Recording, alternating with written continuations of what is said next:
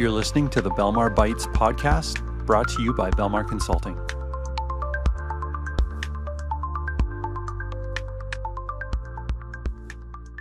Hey, Matt, welcome back. We Scott. are doing episode 18, Belmar Bytes episode 18, and excited to be back. We had a little hiatus last week with our commitments at Dreamforce in San Francisco, but we're back and excited for this episode. So first off, how you doing? How's the week going? Doing good. It's still a bit of recouping from what was a crazy week at Dreamforce, but man, it was amazing. It was an amazing time. Salesforce does a fantastic job at just the organization, just every single, and you can certainly speak to this, but every single hotel, every single restaurant, every single thing that you step into is Salesforce. It's Yep. Dreamforce related. So Yep. they have somehow cracked the code on how to get everybody all on board here. But yeah, how's your Dreamforce, Scott? This is what number was this for you? Yeah, I was telling people when I was there last week, I think it's number 8, but I'd have to go through my calendar and try to figure out how many it is. But yeah, it was I mean, there was a bunch before pre-COVID, or before COVID, I should say, and then this is my, I guess, second or third after COVID. But the dates are fuzzy and the memory is fuzzy on the number. I could probably think better in terms of how many concerts have I been to at Dreamforce. And that said, I didn't go to either of them this year, but that was fine. I think one of the things I just walked away from Dreamforce again in awe of is how they organize that event. Oh yeah. It's just so big, and as you said, every single hotel for kind of blocks is sort of wrapped in Dreamforce colors. And you and I were chatting about it when we were in San Francisco together. Just even outside of Moscone Center, they're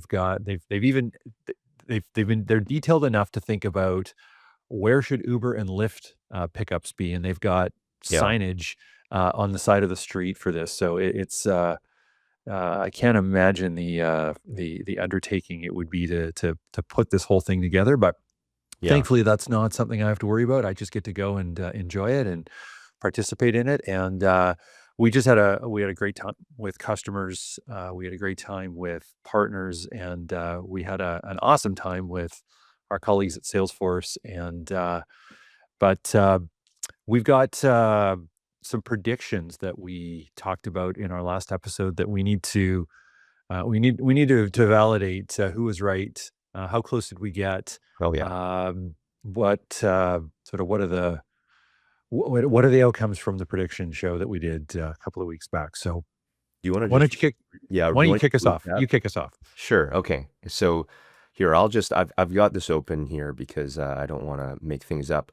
But we had prediction number one. Scott had predicted in our last episode a major expansion of the Google and Salesforce, actually, yeah, Google Salesforce partnership, which That's right. Sundar was presenting at the keynote with. To me, it was just so obvious that was going to happen. So that was the first one.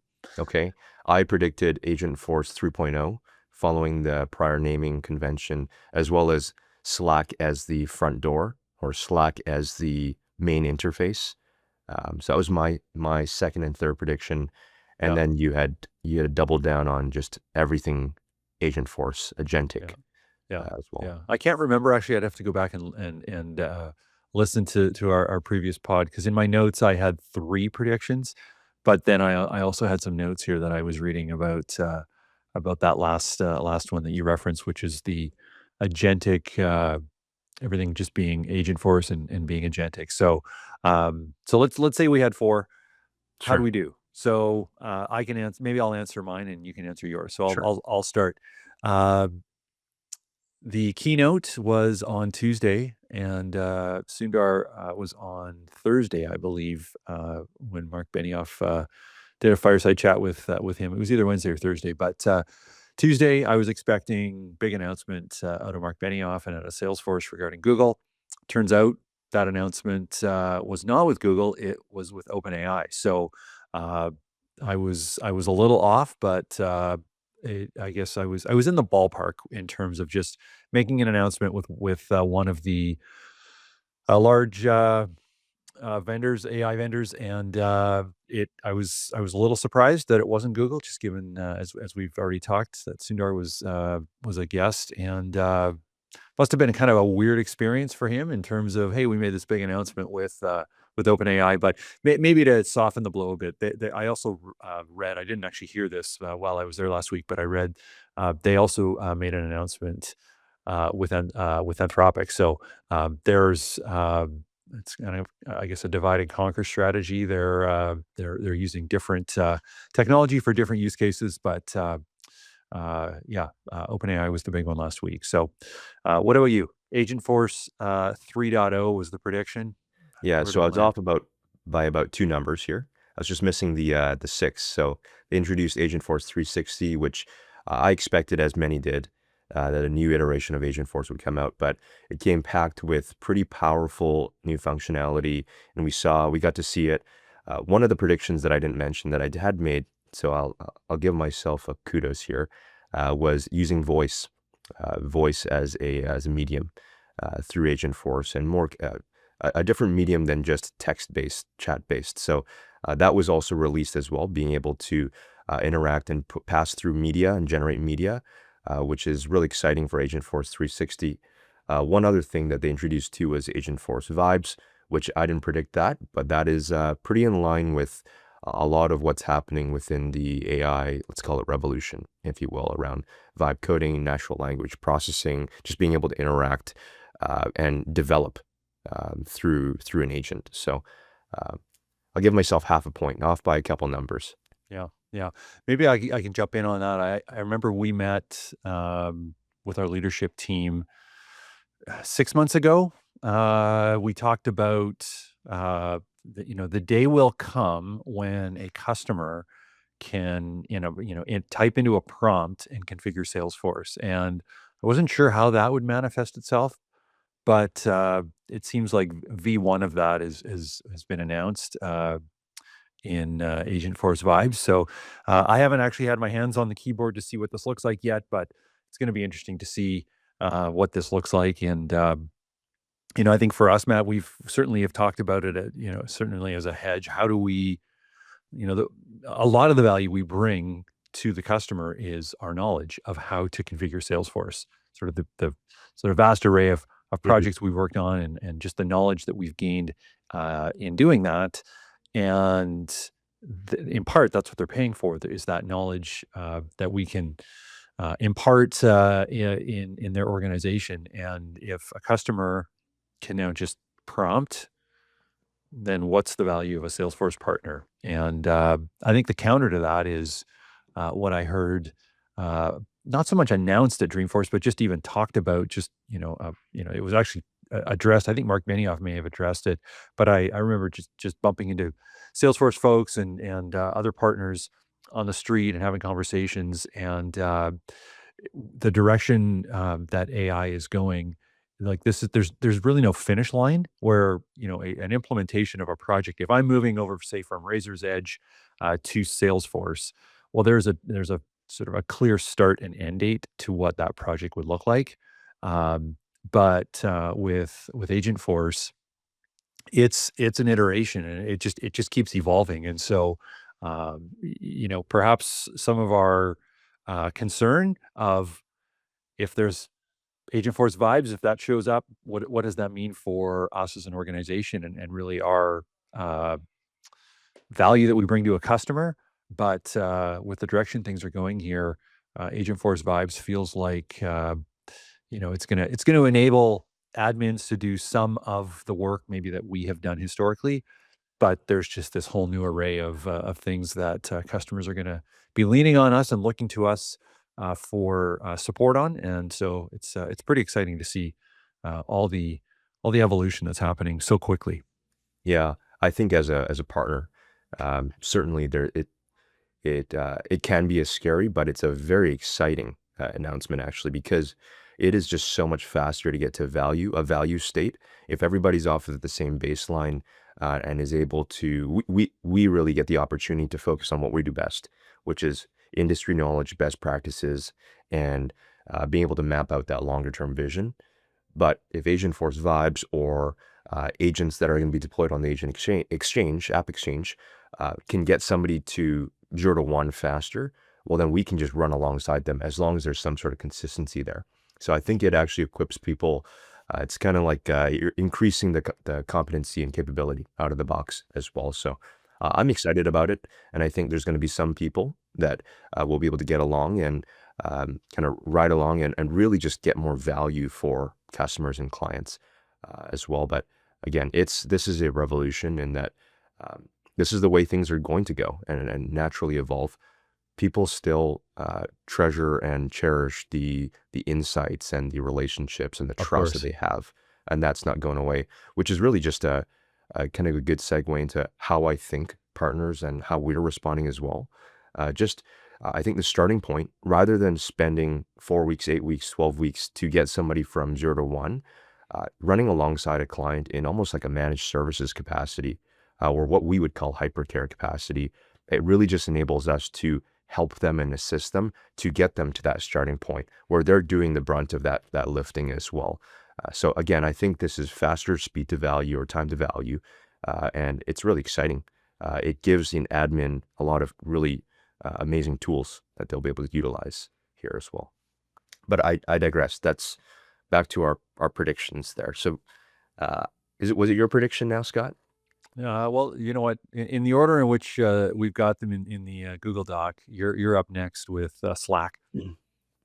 So I said Slack is the front door. There was a iteration of that where Slack is the agentic operating system. So I I expected as much that Slack would be brought to the forefront, and primarily because when we think about chat-based interface or voice-based interfaces, Slack is such an easy and intuitive platform. We use that as an organization as well, and it is so easy to communicate that way. It just strips away any barrier to being able to be lockstep with your team, with your customers as well, and be on the go. So what Salesforce had released and shown through demos was just this increase in user interface or improvement to user interface for Slack, the introduction of agents into Slack, which was already prevalent, but an even deeper dive into that. And they're placing a big bet on Slack as the agentic operating system here. My thinking here is that they will effectively be able to copy and paste what you can be doing inside Salesforce, but just on the go via Slack, while still nurturing that same rich data set that is Salesforce. So the sales team that's on the road or the fundraiser that's on the road, they can do everything that they need to do from not even just opening Salesforce, the app, just Slack. And punching up messages. You've now stripped down the time to log in, time to authenticate, time to update records. You just send a message and it's all being done for you. So um, again, half a point for me here. Oh no, well, actually, I would give you full marks for that one Full because marks? Okay. yeah, I mean, you called it. It was in the notes. Your prediction was Slack as the true AI command center or the front door, and I don't know what Salesforce officially are calling this, but yeah, based on demos that we saw, I can just type into Slack, "Hey, give me the last 3 donations that, this customer that I'm going to visit has made to the organization." And, previously that was done through a report. You'd have to log into Salesforce, find the right report, click it, set the date parameters, and hit run, and it would give you the data. But now this is the front door to all of that rich data, and so yeah, I would say you were bang on. And let's finish with the fourth one, and then we can talk about what our favorite uh, sort of takeaway or favorite announcement was. The fourth one I made, which was the dawn of the agentic everything, or the just the everything agent force. And I mean, over the last actually, it was interesting. I was just googling something, and I actually, oddly enough, there was a tweet that I had made a year ago before Dreamforce, just in terms of, my prediction. And I had 3 predictions. It was Agent Force, Agent Force, and Agent Force. And while that was somewhat true last year, it was even more true this year, which, like, every single thing was Agent Force. And an example, and for those that have been to Dreamforce, pardon me, and or they've just been to a Salesforce office and or they've been using Salesforce long enough, you've seen the little characters that make their way into the product and make their way into their marketing material. Uh, some of those characters are no longer, at least there was no evidence of them. Everything is now just an agent character. And so I was in a conversation with somebody who had said Dream Salesforce, and I guess by extension, sort of at Dreamforce, there was like little to no reference of even Einstein, which they made a big splash a number of years ago, utilizing that name and sort of baking that into their product. That seems to also be gone, and it's just everything is Agent Force. So um, they the slogan that Mark Benioff kicked off the main keynote with was, "Welcome to the agentic enterprise." And so the future, it is very clear, the future for Salesforce is agentic, and it's uh, it's going to be a wild ride. And I mean, I just think back over the years of the 15 years we've been a Salesforce partner, and just the transformation and change that's happened. Um, I mean, a big one, like, and this was like caused a lot of people a lot of maybe not sleepless nights, but just concern, was the move from Classic to Lightning. There was, Mm. big Yeah. transition around that. A lot of money was spent by customers sort of upgrading and moving in the direction uh, of the Lightning experience.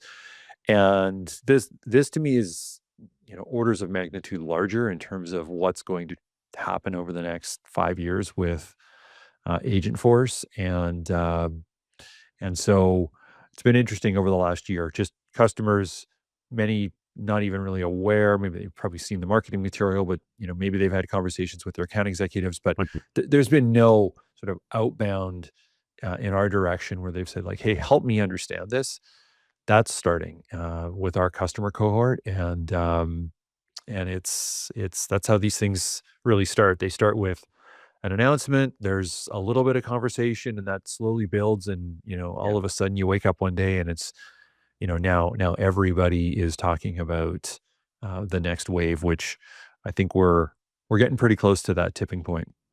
Yeah, that's a really good example. The move from Classic to Lightning. I even just think back many years ago, a lot of the hesitation around that was, well, uh, this is slower and this is new. Some of the stuff's not supported, and while it's similar and just in terms of there is people absolutely that will need to change here, organizations that will need to change. I think this one is so much, like you said, just so much larger, primarily because um, the AI, let's call it revolution or changes within the AI landscape are just rapidly changing. So things become stable so much faster. And I mean, when Agent Force was released, there was still a lot unknown, but over that last 1 year, 2 years, there's been so much widespread adoption and also just so much evolution in AI tools. I look at everything that I'm getting is there is a new AI tool spun up for it. So there's so many more reps on this, whereas I contrast that to, and the big difference between Classic to Lightning is it was largely user interface and the foundational, like how do you build on this? This is so much different, and it's completely linked to just forces even outside of Salesforce too. So that's the exciting part about this. And I think what we're seeing is people are being incented, early movers and early adopters are really being able to see that value so much sooner as well. So I think if anything, now's the time not to wait on the sidelines and wait for something stable, because the rate of adoption, the rate of change is so fast that it's better to be in and understanding and rolling it out so that you can focus on things like, how do I improve my agentic workflow? Like, I think it's going to be more just workflow design and workflow definition now, uh, Yeah. than in the past still. Yeah. Yeah, for sure. And so let's do this. We had four predictions. The first one was the partnership, or I predicted a partnership with Google. That didn't happen, so we'll give it maybe a half point on that one. You predicted Agent Force 3.0, uh, half point, because it was obvious that they were coming out with some new version, but you got your numbering a little wrong. which is fine. They actually even moved away from the incremental of Yeah. 1, 2, 3, and they just went right for 360, which they've done before, with customer 360 and others. Yeah. So they're that's just so obvious that like, they just see this thing as it's being pervasive. It's everywhere within the platform. But we'll give you half marks on that. Slack is the front door, full marks. Great. That was you nailed that one, and then the last one, which was everything is Agent Force. I think in fairness to myself, will give myself full marks. So, we scored evenly. What was your like of the 4, what are you most excited about? Yeah, all of them. No, just kidding. I think I'm really excited about the Slack as the front door, Slack as the operating system. And not just because I love using Slack, but because I've seen it change over the years too. And I've used so many collaboration and communication tools. And to see the evolution of this on something that is so easy to use right in front of you, I mean, I think it's going to be game changing. And I don't Yeah, say that, I don't say that lightly. I love Slack. yeah. Slack is the most premium and best experienced product that I've used for collaboration over all of my time using collaboration tools. So I'm excited about that one. Yeah, yeah. Well, listen, I would concur. I think that one is going to knock down so many barriers that exist. Um, where even internally, I mean, we specialize in Salesforce, but and sometimes it's just where's that report? Oh, like what was where do I go find that information? I find that happening to myself maybe more often than I would like. Uh, if I can just feed it now into a prompt and again, I haven't tested this, but my expectation, let's call it, is that provided I provide a clear prompt, Slack is going to go and figure that out for me.